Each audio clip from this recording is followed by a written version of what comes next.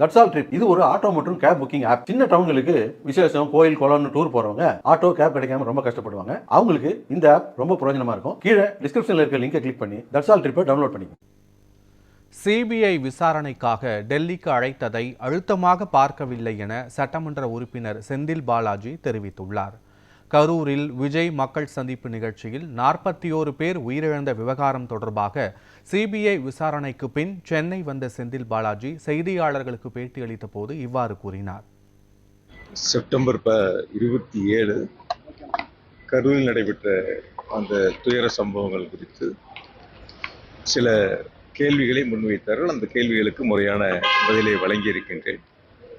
குறிப்பாக ஒரு சாட்சிகள் என்ற அடிப்படையில் அன்று நடைபெற்ற சில நிகழ்வுகள் குறித்து என்னிடம் கேள்விகளை முன்வைத்தார்கள். அந்த கேள்விகள் என்ன, அதுக்கு என்ன பதில் சொன்னேன் அப்படிங்கிறது பொதுவெளியில் சொன்னால் சரியாக இருக்காது. ஒரு விசாரணை ஆணையத்தின் முன்பு வைக்கப்பட்ட கேள்வி பதில்கள். ஆகையால் முறையான கேள்விகளுக்கு முறையான பதிலை வழங்கியிருக்கின்றேன். அந்த சந்தேகங்களை நிவர்த்தி செய்ய வேண்டியது அங்கே இருந்து களத்தில் இருந்து பணியாற்றியதால் அதை ஒரு பொறுப்பாக எடுத்துக்கொண்டு அவர்கள் கேட்ட கேள்விகளுக்கு முறையான பதிலை வழங்கியிருக்கின்றேன்.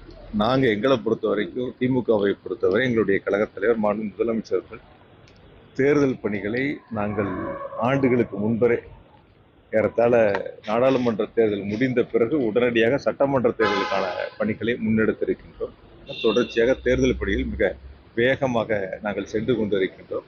ஆனால் மற்றவங்களை பற்றி, மற்றவங்களுடைய கருத்துக்களை பற்றி நாங்கள் ஆலோசிக்க வேண்டிய, சிந்திக்க வேண்டிய அவசியம் எங்களுக்கு இல்லை.